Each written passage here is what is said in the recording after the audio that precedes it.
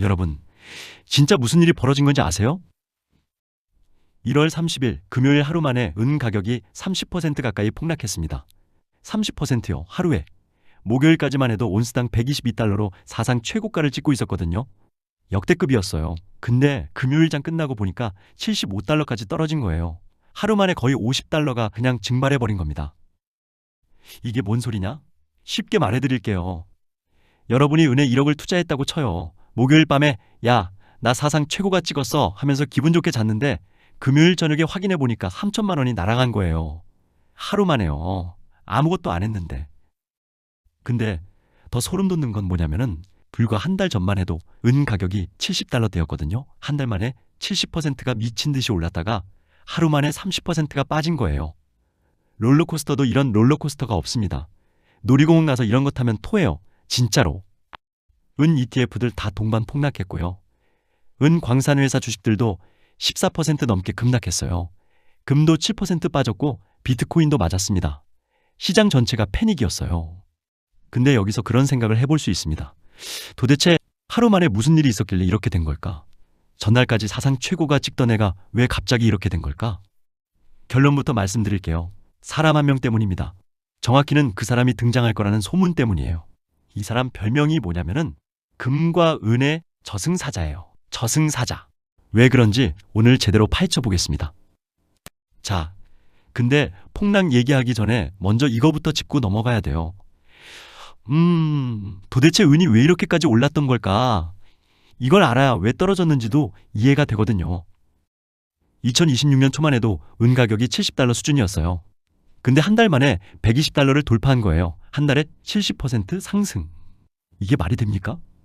주식으로 치면 삼성전자가 한 달 만에 10만 원에서 17만 원이 되는 거예요. 현실에서 이런 일이 일어난 겁니다. 왜 이렇게 된 걸까요? 크게 세 가지 이유가 있어요. 첫 번째, 세상이 불안해졌어요. 트럼프 대통령이 취임하고 나서 뭘 했냐면은 여기저기 다 건드린 거예요. 베네수엘라 지도자 체포하겠다. 그린란드 합병하겠다. 유럽한테 관세 때리겠다. 연일 이런 뉴스가 터져 나온 거예요. 사람들이 불안하면 어떻게 하겠어요? 안전한 데다 돈을 넣고 싶잖아요. 그게 금이고 은이에요. 옛날부터 세상이 혼란스러우면 금은 가격이 오르거든요. 전쟁 나면 금값 오른다는 얘기 들어보셨죠? 그거예요. 두 번째, 달러 가치가 떨어졌어요. 트럼프가 대놓고 나는 달러가 약해졌으면 좋겠다고 했거든요. 근데 금이랑 은은 달러로 가격이 매겨지잖아요. 달러 가치가 떨어지면 상대적으로 금은이 싸 보이는 거예요. 해외 투자자들 입장에서는 지금 사면 할인 받는 거네? 이렇게 되는 거죠. 당연히 사려는 사람이 늘어나겠죠. 세 번째가 진짜 중요한데요. 은이 요즘 너무 많이 필요해요. 은이 어디에 쓰이는지 아세요? 태양광 패널, 전기차, AI 서버, 스마트폰. 요즘 핫한 거 있잖아요. 거기 다 은이 들어갑니다. 왜냐? 은이 전기를 제일 잘 통하게 하는 금속이거든요.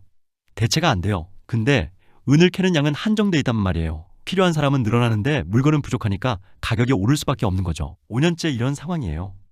자, 이런 상황에서 사람들이 어떤 생각을 하겠어요? 야, 이거 계속 오르겠는데? 지금 안 사면 바보 아니야?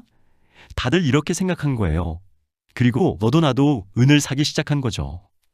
근데요, 시장이라는 게 모두가 같은 방향을 보고 있을 때가 제일 위험합니다. 계란을 한 바구니에 담지 말라고 하잖아요. 근데 지금 상황이 뭐냐면 시장 전체가 다 같이 한 바구니에 계란을 담고 있었던 거예요. 그리고 그 바구니를 떨어뜨릴 사람이 등장합니다. 자, 이제 본론으로 들어가 봅시다. 케빈 워시. 이 사람이 도대체 누구길래 은 가격을 30%나 떨어뜨린 걸까요? 케빈 워시는 예전에 미국 연준에서 일했던 사람이에요. 연준이 뭐냐? 쉽게 말해서 미국의 중앙은행이에요. 금리를 올릴지 내릴지, 돈을 풀지 말지를 결정하는 곳이죠. 엄청 중요한 데예요.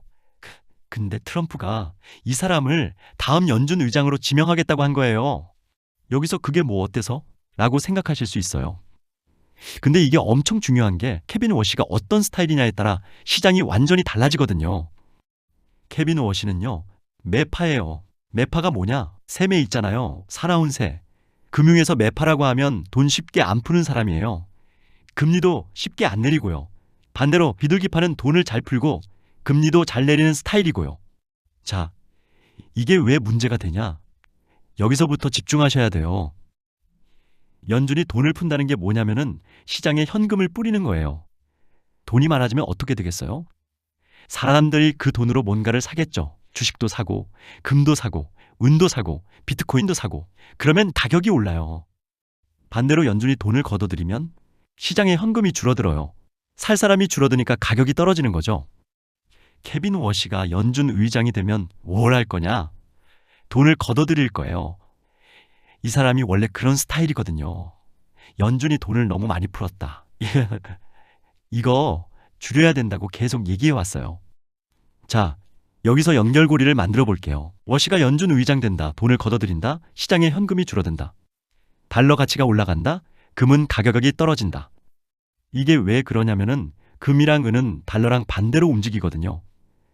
달러가 강해지면 금은이 약해지고 달러가 약해지면 금은이 강해져요. 시소 같은 거예요. 실제로 워시 지명 소식이 나오자마자 달러가 확 올랐어요. 그리고 금은이 확 떨어진 거죠. 시장은 뭐다? 미래를 미리 반영해요. 아, 이 사람 오면 이렇게 되겠구나 하고 먼저 움직이는 거예요. 케빈 워시가 아직 연준 의장이 된 것도 아닌데 될 거라는 소식만으로 은이 30% 빠진 겁니다. 이게 케빈 워시가 금과 은의 저승사자라고 불리는 이유예요. 자, 여기서 좀 재미있는 얘기를 해볼게요. 여러분, 트럼프가 워시 지명을 발표한 날이 언제인지 아세요? 1월 30일 금요일이에요. 근데 이날이 뭔 날이었냐면은 런던 귀금속 거래소가 쉬는 날이었어요. 이게 뭔 소리냐? 금이랑 은 거래는 크게 두 군데서 이루어져요. 런던하고 미국 시카고. 런던이 세계에서 제일 큰 금은 거래소거든요. 근데 이날 런던이 문을 안 연 거예요. 그러면 어떻게 되겠어요? 거래가 전부 시카고로 몰리는 거죠. 비유를 하나 들어볼게요. 바다에서 파도가 쳐도 배가 좀 흔들리긴 해도 뒤집히진 않잖아요. 물이 많으니까 충격이 분산되거든요. 근데 욕조에서 똑같은 힘으로 물을 흔들면 물이 다 넘쳐요. 공간이 좁으니까 충격이 크게 느껴지는 거죠. 런던이 쉬니까 시카고가 욕조가 된 거예요. 거래량은 똑같은데 공간이 좁아졌으니까 작은 충격도 크게 느껴지는 상황이 된 거죠. 하필 그날, 하필 그 타이밍에 케빈 워시 지명을 발표한 거예요. 결과가 어땠냐? 은이 30% 폭락했습니다. 우연일까요? 글쎄요. 여기서 채권 자경단이라는 얘기도 나와요. 미국 대형은행들이 채권을 엄청 많이 들고 있거든요. 근데 최근에 채권 가격이 계속 떨어지고 있었어요. 은행들 입장에서는 손해잖아요. 그래서 은행들이 정부한테 야, 우리가 원하는 사람 써. 안 그러면 채권 다 팔아버릴 거야. 이렇게 압박했을 수 있다는 거예요. 미국 채권이 막 팔리면 미국 경제가 흔들리거든요. 정부 입장에서는 무시 못하는 거죠. 근데요, 여기서 중요한 말씀 드릴게요. 이거 다 믿으면 안 돼요. 미국 금융 세력이 정부를 완전히 조종한다. 이렇게 가면 음모론이에요. 현실은 그렇게 단순하지 않거든요. 다만 발표 타이밍이 단순히 우연은 아닐 수 있다는 거예요. 여러 이해관계가 맞아떨어졌을 가능성은 있죠. 자, 이제 진짜 핵심 얘기를 해볼게요. 왜 하락이 이렇게 빠르고 무자비했는지. 여러분, 자산 가격이라는 게요. 오르는 것보다 떨어지는 게 훨씬 빨라요. 항상 그래요. 왜 그럴까요? 레버리지 때문입니다. 레버리지가 뭔지 쉽게 설명해 드릴게요. 자, 상황을 하나 가정해 볼게요. 내가 1억이 있어요. 은에 투자하려고 합니다. 근데 최근에 은이 미친 듯이 오르고 있어요. 한 달에 70%씩 올라. 이러면 무슨 생각이 들까요? 야, 1억으로 1억어치만 사면 아깝잖아. 빚내서 10억어치 사면 10배 더 벌 수 있잖아. 이렇게 되는 거예요. 그래서 1억 가지고 10억어치를 사는 거죠. 이게 레버리지예요. 지렛대처럼 작은 힘으로 큰 효과를 내는 거죠. 오를 때는 천국이에요. 진짜로. 10% 오르면 1억 번 거잖아요. 내 돈 1억인데 1억을 벌어. 수익률 100%예요. 근데 떨어지면요? 지옥입니다. 10% 떨어지면 어떻게 돼요? 1억 손해예요. 근데 내 돈이 1억이잖아. 10%밖에 안 떨어졌는데 내 돈 전부가 증발하는 거예요. 은이 30% 떨어졌잖아요. 레버리지 쓴 사람들 어떻게 됐겠어요? 원금 다 잃고 빚만 남은 거예요. 이걸 마진콜이라고 해요. 증권사에서 야, 돈 더 넣든가 아니면 강제로 팔 거야 하고 연락 오는 거죠. 근데 문제는 여기서 끝이 아니에요. 연쇄 반응이 일어나거든요. 마진콜 맞으면 급하게 돈 마련해야 되잖아요. 그러면 다른 데 투자한 것도 팔아야 돼요. 그래서 은만 떨어진 게 아니라 금도 떨어지고 비트코인도 떨어지고 주식들도 또 떨어진 거예요. 한 군데서 시작된 불이 옆으로 번진 거죠. 솔직히 말씀드릴게요. 레버리지 써서 대박 아니면 쪽박하는 분들 있잖아요. 95% 이상은 쪽박이에요. 대박 아니에요. 이번에 또 증명됐죠. 그리고 하나 더. 빠르게 오른 건 빠르게 떨어집니다. 한 달에 70% 오른 게 하루에 30% 빠졌잖아요. 불변의 법칙이에요.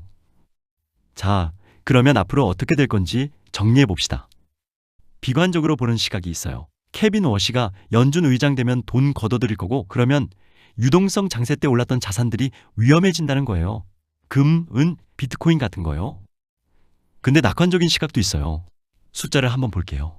폭락했다고 난리지만 1월 한 달 동안 금은 20% 이상 올랐어요. 46년 만에 최대 월간 상승률이에요.